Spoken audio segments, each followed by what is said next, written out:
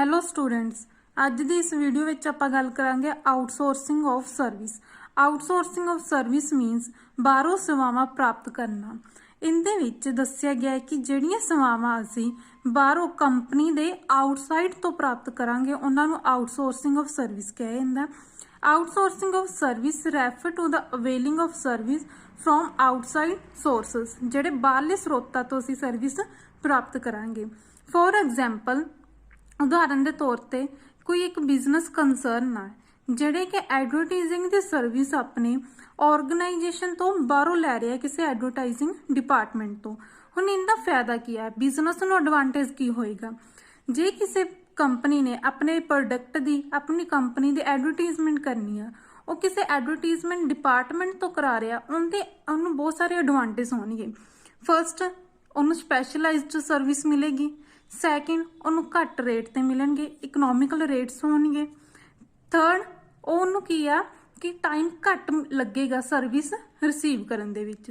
सो इस तरह बहुत सारे एडवांटेज हुंदे आ जिहड़े आपां सर्विस बाहरों प्राप्त करन लग्या मिलदे आ आपां नूं। जे वो चाहे तो अपने खुद दे ऑन एंटरप्राइज दे विच भी एडवरटाइजिंग डिपार्टमेंट सैटअप कर सकदा सी, बट उहदे नाल की होना सीगा, जे वो अपना एडवरटाइजिंग डिपार्टमेंट सैट करदा उहदे लई पहलां उहनूं प्रिंटिंग प्रैसेस लगानियां पैणगीਆਂ, एक वर्कर हायर करना पेगा, प्रॉपर टैक्नोलॉजी यूज करनी पेगी ते उहदे नाल उहदे ओवरहेड एक्सपेंसिस भी इंक्रीज होणगे।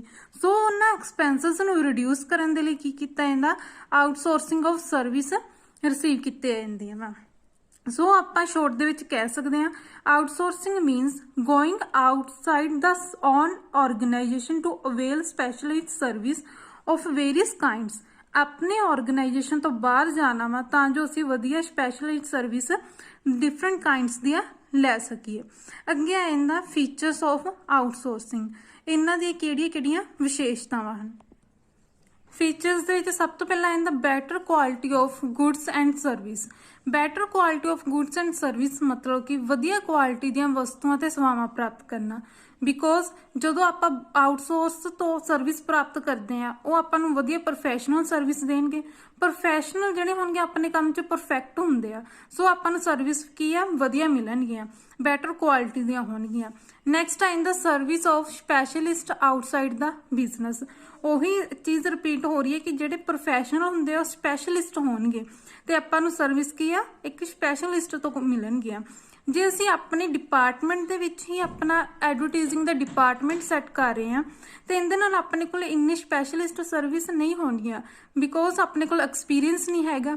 ਸੋ ਐਕਸਪੀਰੀਅੰਸ ਵੀ ਬਹੁਤ ਮੇਨ ਮੈਟਰ ਕਰਦਾ ਵਾ। ਨੈਕਸਟ ਆ ਜਾਂਦਾ requirement of modern business.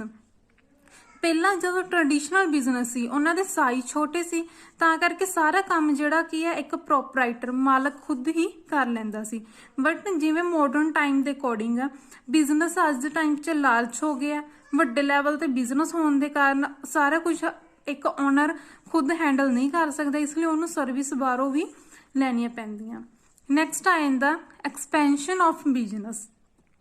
Business नूं एक्सपैंड करन लई ते उहनूं एग्जिस्टेंस दे विच रखण दे लई एक आउटसोर्सिंग ऑफ सर्विस बहुत इंपॉर्टेंट रोल प्ले करती है, क्योंकि ਜਦੋਂ तक असीं बाहरों स्पैशलिस्ट सर्विस नहीं लैंदे उदों तक असीं अपना ऑर्गेनाइजेशन प्रॉपर वे नाल रन नहीं कर सकते।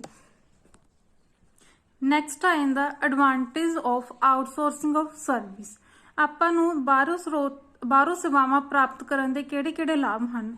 सब तो पहला आंदा concentration on the core area, कि असी अपने बिजनेस से जिहड़ा मेन अपना बिजनेस आ उहदे ते कंसनट्रेट कर सकते हैं तो जिहड़ियां एक्सट्रा सर्विस जिहड़ियां कि अपने इन्नी मेन इंपॉर्टेंट रोल नहीं करदियां बट फिर भी वो पार्ट हुंदियां आपां बाहरों भी लै सकते हैं।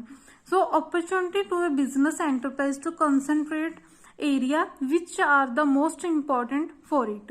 जिहड़ा अपने लिए ज़्यादा इंपॉर्टेंट आपां उहदे ते कंसनट्रेट करिए, ना कि जिहड़ा लैस इंपॉर्टेंट आ। जिस तरह एग्जाम्पल छोटी जी, कोई एजुकेशन डिपार्टमेंट आ, वो अपने एडवरटाइजमेंट करन तो ज़्यादा मेन फोकस जे अपने एजुकेशन ते करे तो ज़्यादा बेस्ट आ, ते वो एडवरटाइजिंग की सर्विस अपने ऑर्गेनाइजेशन तो बाहरों भी लै सकदे आ। नैक्सट आ जांदा इकनॉमिकली। इकनॉमिकली मतलब कि ਜਿਹੜੀ ਕਿ ਸਰਵਿਸ ਅਸੀਂ ਫਾਈਨਾਂਸ ਦੇ ਰਿਲੇਟਡ ਲੈਣੀ ਹੈ ਇੱਕ ਸਪੈਸ਼ਲਿਸਟ ਕੋਲੋਂ। ਇਹ ਆਪਾਂ ਨੂੰ ਜਦੋਂ ਸਪੈਸ਼ਲਿਸਟ ਕੋਲ ਸਰਵਿਸ ਲਵਾਂਗੇ ਕੋਸਟ ਘੱਟ ਹੋਏਗੀ ਤੇ ਪ੍ਰੋਪਰ ਟਾਈਮ ਤੇ ਆਪਾਂ ਨੂੰ ਅਵੇਲੇਬਲ ਵੀ ਹੋ ਜਾਣਗੀਆਂ।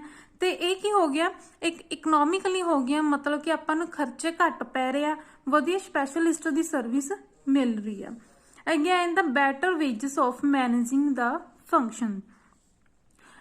ਜਿਹੜਾ ਆਰਗੇਨਾਈਜੇਸ਼ਨ ਆ ਉਹ ਆਪਣੀ ਸਰਵਿਸ ਲੈ ਰਿਹਾ ਵਾ, ਸਰਵਿਸ ਲੈਣ ਦੇ ਨਾਲ ਆਪਣੇ ਫੰਕਸ਼ਨ ਪ੍ਰੋਪਰ ਵੇ ਨਾਲ ਮੈਨੇਜ ਕਰ ਰਿਹਾ।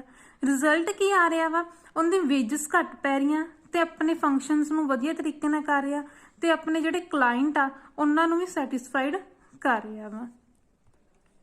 ਸੋ ਇਸ ਤਰ੍ਹਾਂ ਕੀ ਆ ਉਹ ਆਪਣਾ ਇੱਕ ਕੰਸਲਟੈਂਟ ਦੀਆਂ ਫੈਸਿਲਿਟੀਜ਼ ਵੀ ਲੈ ਰਹੇ ਆ। ਨੈਕਸਟ ਟਾਈਮ ਦਾ ਅਵੋਇਡ ਲੇਬਰ ਪ੍ਰੋਬਲਮ। ਜਿਸ ਟਾਈਮ ਤੇ ਅਸੀਂ ਸਰਵਿਸ ਹੀ ਆਪਣੇ ਆਰਗੇਨਾਈਜੇਸ਼ਨ ਤੋਂ ਬਾਹਰੋਂ ਲੈ ਰਹੇ ਹਾਂ ਤਾਂ ਲੇਬਰ ਦੀ ਪ੍ਰੋਬਲਮ ਨਹੀਂ ਆਏਗੀ, ਲੇਬਰ ਆਪਾਂ ਨੂੰ ਰਿਕੁਆਇਰ ਕਰਨ ਦੀ ਨਹੀਂ ਲੋੜ, ਸੋ ਉਹਦੀ ਬੋਦਰੇਸ਼ਨ ਵੀ ਆਰਗੇਨਾਈਜੇਸ਼ਨ ਲਈ ਘੱਟ ਜਾਏਗੀ। ਅੱਗੇ ਸਟੂਡੈਂਟਸ ਹੁਣ ਆਪਾਂ ਪਹਿਲਾਂ ਪੜ੍ਹੇ ਆ ਮੀਨਿੰਗ ਆਫ ਆਊਟਸੋਰਸਿੰਗ, ਫੀਚਰਸ ਤੇ ਐਡਵਾਂਟੇਜ। ਨੈਕਸਟ ਆ ਜਾਂਦੇ ਨੇ ਟਾਈਪਸ ਆਫ ਆਊਟਸੋਰਸਿੰਗ ਸਰਵਿਸ। ਬਾਹਰੋਂ ਸੇਵਾਵਾਂ ਪ੍ਰਾਪਤ ਕਰਨ ਦੀਆਂ ਕਿਹੜੀ ਕਿਸਮਾਂ ਹਨ? ਇਹ ਮੇਨਲੀ 4 ਹੋਣਗੀਆਂ। ਪਹਿਲੀ ਆ ਜਾਂਦੀ ਫਾਈਨੈਂਸ਼ੀਅਲ ਸਰਵਿਸ, ਮਤਲਬ ਵਿੱਤੀ ਸੇਵਾਵਾਂ। ਇਹ business concern generally require specialized financial service manage the following aspect of the business finance. ਕਿਸੇ ਵੀ ਬਿਜ਼ਨਸ ਨੂੰ ਫਾਈਨੈਂਸ਼ੀਅਲ ਸਪੈਸ਼ਲਿਸਟ ਦੀ ਸਰਵਿਸ ਚਾਹੀਦੀ ਵਾ। ਉਹ ਇਸ ਤਰ੍ਹਾਂ ਹੋਣਗੀਆਂ ਜਿਵੇਂ ਕਿ company is in need to raise the finance by issue of share, debenture ਔਰ raise the loan from the financial institution. ਹਰ ਕੋਈ ਵੀ ਕੰਪਨੀ ਆ ਉਹਨੂੰ ਪੈਸੇ ਦੀ ਲੋੜ ਹੁੰਦੀ ਹੈ। ਸਾਨੂੰ ਸਾਰਿਆਂ ਨੂੰ ਪਤਾ ਕਿ ਇੱਕ ਫਾਈਨਾਂਸ ਕੀ ਆ, ਬਲੱਡ ਦਾ ਕੰਮ ਕਰਦਾ ਵਾ ਕਿਸੇ ਵੀ ਆਰਗੇਨਾਈਜੇਸ਼ਨ ਦੇ ਵਿੱਚ। ਸੋ ਕੰਪਨੀ ਨੂੰ ਫਾਈਨਾਂਸ ਰੇਜ਼ ਕਰਨ ਦੇ ਲਈ ਇਸ਼ੂ ਸ਼ੇਅਰ ਕਰਨੇ ਪੈਂਦੇ ਆ, ਡਿਬੈਂਚਰ ਇਸ਼ੂ ਕਰਨੇ ਪੈਂਦੇ ਆ ਤੇ ਇਸ ਤਰ੍ਹਾਂ ਉਹ ਲੋਨ ਦੁਆਰਾ ਵੀ ਫਾਈਨਾਂਸ ਲੈ ਸਕਦਾ। ਇਹ ਕੀ ਹੋ ਗਿਆ ਫਾਈਨੈਂਸ਼ੀਅਲ ਸਰਵਿਸ ਜਿਹੜਾ ਆਪਣੇ ਆਰਗੇਨਾਈਜੇਸ਼ਨ ਤੋਂ ਬਾਹਰੋਂ ਰਿਸੀਵ ਕਰਦੇ ਆ। ਨੈਕਸਟ ਆ ਜਾਂਦਾ ਵਾ ਜਦੋਂ ਕਿਸੇ ਬਿਜ਼ਨਸ ਨੇ ਕਿਸੇ ਦੂਸਰੇ ਬਿਜ਼ਨਸ ਨੂੰ ਹਾਇਰ ਕਰਨਾ ਜਾਂ ਮਰਜ ਕਰਨਾ, ਜਦੋਂ 2 ਬਿਜ਼ਨਸ ਆਪਸ 'ਚ ਮਿਲ ਜਾਂਦੇ ਆ ਉਹਨਾਂ ਨੂੰ ਮਰਜ ਕਰਨਾ ਕਹਿੰਦੇ ਆ ਤੇ ਉਹਨਾਂ ਦੇ ਇਵੈਲੂਏਸ਼ਨ ਦੇ ਲਈ ਵੀ ਸਾਨੂੰ ਫਾਈਨੈਂਸ਼ੀਅਲ ਅਸਿਸਟੈਂਟ ਦੀ ਲੋੜ ਪੈਂਦੀ ਆ, ਉਹਨਾਂ ਦੀ ਫੈਸਿਲਿਟੀਜ਼ ਦੀ ਲੋੜ ਪਏਗੀ। ਅੱਗੇ ਆਇੰਦਾ ਕਿਸੇ ਵੀ ਪਾਲਿਸੀ ਨੂੰ ਫਾਰਮੂਲੇਟ ਕਰਨ ਦੇ ਲਈ ਜਾਂ ਇਨਵੈਸਟਮੈਂਟ ਦੇ ਲਈ ਸਾਨੂੰ ਫਾਈਨਾਂਸ ਦੀ ਲੋੜ ਪਏਗੀ। Formulate policy for investment of surplus cash. ਜਿਹੜੀ ਅਸੀਂ ਇਨਵੈਸਟਮੈਂਟ ਕਰਨ ਦੇ ਲਈ ਜਿਹੜੀ ਪਾਲਿਸੀ ਬਣਾਉਣੀ ਆ ਉਹ ਵੀ ਇੱਕ ਫਾਈਨੈਂਸ਼ੀਅਲ ਕੰਸਲਟੈਂਟ ਦੇ ਨਾਲ ਹੀ ਹੋ ਸਕਦੀ ਹੈ। ਅੱਗੇ ਆ ਜਾਂਦਾ ਐਡਵਰਟਾਈਜ਼ਿੰਗ ਸਰਵਿਸ।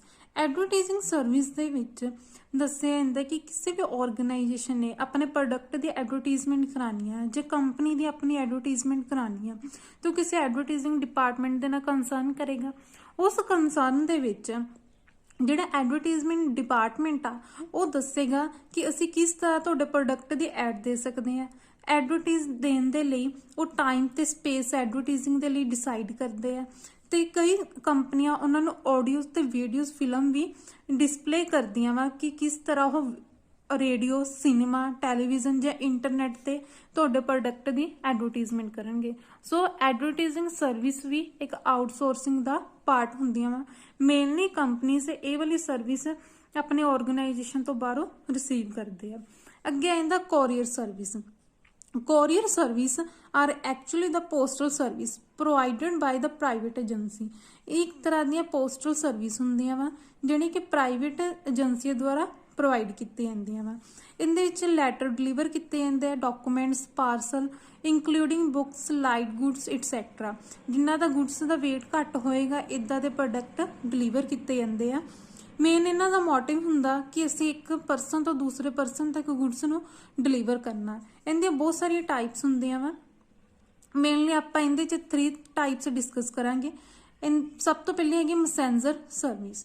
ਮੈਸੇਂਜਰ ਸਰਵਿਸ ਦੇ ਵਿੱਚ ਦੱਸਿਆ ਗਿਆ ਕਿ ਜਿਸ ਟਾਈਮ ਤੇ ਲੈਟਰ ਜਾਂ ਡਾਕੂਮੈਂਟ ਜਿਹੜੇ ਆਪਾਂ ਲੋਕਲ ਏਰੀਆ ਦੇ ਵਿੱਚ ਡਿਲੀਵਰ ਕੀਤੇ ਜਾਂਦੇ ਆ 24 ਘੰਟਿਆਂ ਦੇ ਵਿੱਚ, ਇਹਨਾਂ ਨੂੰ ਕਿਹਾ ਜਾਂਦਾ ਮੈਸੇਂਜਰ ਸਰਵਿਸ। ਨੈਕਸਟ ਆ ਜਾਂਦਾ ਇੰਟਰਸਟੇਟ ਸਰਵਿਸ। ਇਸ ਸਰਵਿਸ ਦੇ ਵਿੱਚ ਟਾਈਮ 24 to 48 ਆਰ ਲੱਗਣਗੇ ਪ੍ਰੋਡਕਟ ਨੂੰ ਕਿਸੇ ਵੀ ਨੂੰ ਲੈਟਰ ਜਾਂ ਡਾਕੂਮੈਂਟ ਨੂੰ ਡਿਲੀਵਰ ਕਰਨ ਤੇ। ਅੱਗੇ ਆ ਜਾਂਦਾ overseas desk to desk courier service. ਇਸ ਦੇ ਵਿੱਚ ਇੱਕ ਕੰਟਰੀ ਤੋਂ ਦੂਸਰੀ ਕੰਟਰੀ ਦੇ ਵਿੱਚ ਵੀ ਕੋਰੀਅਰ ਡਿਲੀਵਰ ਕੀਤੇ ਜਾਂਦੇ ਆ। ਮੇਨਲੀ ਇਹਨਾਂ ਦੇ ਇੱਕ 에ਅਰ ਕੋਰੀਅਰ ਸਰਵਿਸ ਦਾ ਨਾਮ ਦਿੱਤਾ ਜਾਂਦਾ ਵਾ, DHL courier service, Transworld courier service, ਇਹ ਇਹਨਾਂ ਦੇ ਵਿੱਚ ਡੀਲ ਕਰਦੇ ਕੰਪਨੀਆਂ ਦੇ ਨੇਮ ਆ। ਨੈਕਸਟ ਆ ਜਾਂਦਾ ਐਡਵਾਂਟੇਜ ਆਫ ਕੋਰੀਅਰ ਸਰਵਿਸ। ਹੁਣ ਕੋਰੀਅਰ ਸਰਵਿਸ ਦੇ ਆਪਾਂ ਨੂੰ ਕਿਹੜੇ ਐਡਵਾਂਟੇਜ ਹਨ? ਇਹ ਫਾਸਟਰ ਆ ਤੇ ਐਫੀਸ਼ੀਐਂਸ ਆ, ਮਤਲਬ ਕਿ ਅਸੀਂ ਬਹੁਤ ਘੱਟ ਟਾਈਮ ਦੇ ਵਿੱਚ ਆਪਣੇ ਮੈਸੇਜ ਕਨਵੇ ਕਰ ਸਕਦੇ ਹਾਂ, ਜੋ ਅਸੀਂ ਸਮਾਨ ਡਿਲੀਵਰ ਕਰਨਾ ਉਹ ਕਰ ਸਕਦੇ ਹਾਂ। ਇਹ ਭਰੋਸੇਮੰਦ ਆ। ਨੈਕਸਟ ਆ ਜਾਂਦਾ reasonable service to the client, ਆਪਣੇ ਕਲਾਇੰਟ ਨੂੰ ਵਧੀਆ ਸਰਵਿਸ ਪ੍ਰੋਵਾਈਡ ਕਰਦੇ ਆ। ਇਹ ਪੋਸਟਲ ਸਰਵਿਸ ਨਾਲੋਂ ਸਸਤੀਆਂ ਹੁੰਦੀਆਂ ਵਾ। Courier companies themselves collect letter from the premises of the regular customer, ਜਿਹੜੇ ਉਹਨਾਂ ਦੇ ਰੈਗੂਲਰ ਕਸਟਮਰ ਹੋਣਗੇ ਉਹਨਾਂ ਦੇ ਕੋਲੋਂ ਇਹ ਲੈਟਰ ਖੁਦ ਵੀ ਰਿਸੀਵ ਕਰ ਲੈਂਦੇ ਆ। Customer are not required to stand in long queues as in case of post office. ਤੁਸੀਂ ਸਾਰਿਆਂ ਨੇ ਦੇਖਿਆ ਹੀ ਹੋਊਗਾ ਕਿ ਜਿਸ ਤਰ੍ਹਾਂ ਪੋਸਟ ਆਫਿਸ ਦੇ ਅੱਗੇ ਕਿੰਨੀ ਲੰਬੀ ਲਾਈਨਸ ਲੱਗੀਆਂ ਹੁੰਦੀਆਂ ਵਾ, ਤੇ ਇਸ ਸਿਸਟਮ ਦੇ ਵਿੱਚ ਕੋਰੀਅਰ ਸਰਵਿਸ ਦੇ ਵਿੱਚ ਕਸਟਮਰ ਨੂੰ ਲੰਬੀਆਂ ਲਾਈਨਸ ਦੇ ਵਿੱਚ ਖੜਨ ਦੀ ਲੋੜ ਨਹੀਂ ਪੈਂਦੀ, ਕਿਉਂਕਿ ਕੋਰੀਅਰ ਸਰਵਿਸ ਵਾਲੇ ਖੁਦ ਕਸਟਮਰ ਦੇ ਘਰ ਜਾ ਕੇ ਹੀ ਰਿਸੀਵ ਕਰ ਲੈਂਦੇ ਲੈਟਰ ਜਿਹੜਾ ਉਹਨਾਂ ਨੇ ਅੱਗੇ ਡਿਲੀਵਰ ਕਰਨਾ। ਨੈਕਸਟ ਆ ਜਾਂਦਾ customer support service. Customer support service ਦੇ ਵਿੱਚ ਦੱਸਿਆ ਜਾਂਦਾ ਕਿ ਜਿਹੜੇ ਕਸਟਮਰ ਹੁੰਦੇ ਆ ਉਹ ਬਿਜ਼ਨਸ ਦਾ ਮੇਨ ਐਸਟ ਹੁੰਦੇ ਆ। ਸੋ ਬਿਜ਼ਨਸ ਨੂੰ ਚਾਹੀਦਾ ਕਿ ਆਪਣੇ ਕਸਟਮਰ ਦੇ ਨਾਲ ਟਾਈਮ ਟੂ ਟਾਈਮ ਇੰਟਰੈਕਟ ਦੇ ਵਿੱਚ ਰਵੇ, ਤੇ ਉਹਨੂੰ ਸਿਰਫ ਪ੍ਰੋਡਕਟ ਪ੍ਰੋਵਾਈਡ ਕਰਨਾ ਹੀ ਬਿਜ਼ਨਸ ਦੀ ਰਿਸਪੌਂਸਿਬਿਲਿਟੀ ਨਹੀਂ ਹੁੰਦੀ, ਬਲਕਿ ਜਦੋਂ ਪ੍ਰੋਡਕਟ ਉਹਨੂੰ ਡਿਲੀਵਰ ਕਰਤਾ, ਕਸਟਮਰ ਨੂੰ ਪ੍ਰੋਡਕਟ ਡਿਲੀਵਰ ਕਰਨ ਤੋਂ ਬਾਅਦ ਵੀ ਸਰਵਿਸ ਪ੍ਰੋਵਾਈਡ ਕਰਨਾ ਇੱਕ ਬਿਜ਼ਨਸ ਦੀ ਰਿਸਪੌਂਸਿਬਿਲਿਟੀ ਹੁੰਦੀ ਆ। ਇਹਦੇ ਨਾਲ ਉਹਨਾਂ ਦੇ ਰਾਇਲ ਕਸਟਮਰ ਬਣਨਗੇ ਤੇ ਉਹ ਕਸਟਮਰ ਬਿਜ਼ਨਸ ਦੇ ਨਾਲ ਲੌਂਗ ਟਾਈਮ ਦੇ ਲਈ ਲਿੰਕ ਵਿੱਚ ਰਹਿਣਗੇ। ਸੋ ਜਿਹੜੀ ਐਡੀਸ਼ਨਲ ਬੈਨੀਫਿਟ ਔਰ called has customer support service, ਜਿਹੜੇ ਅਸੀਂ ਪ੍ਰੋਡਕਟ ਤੋਂ ਇਲਾਵਾ ਵੀ ਉਹਨਾਂ ਨੂੰ ਸਰਵਿਸ ਪ੍ਰੋਵਾਈਡ ਕਰਾਂਗੇ ਉਹਨਾਂ ਨੂੰ ਕਸਟਮਰ ਸਪੋਰਟ ਸਰਵਿਸ ਦਾ ਨਾਮ ਦਿੱਤਾ ਜਾਂਦਾ।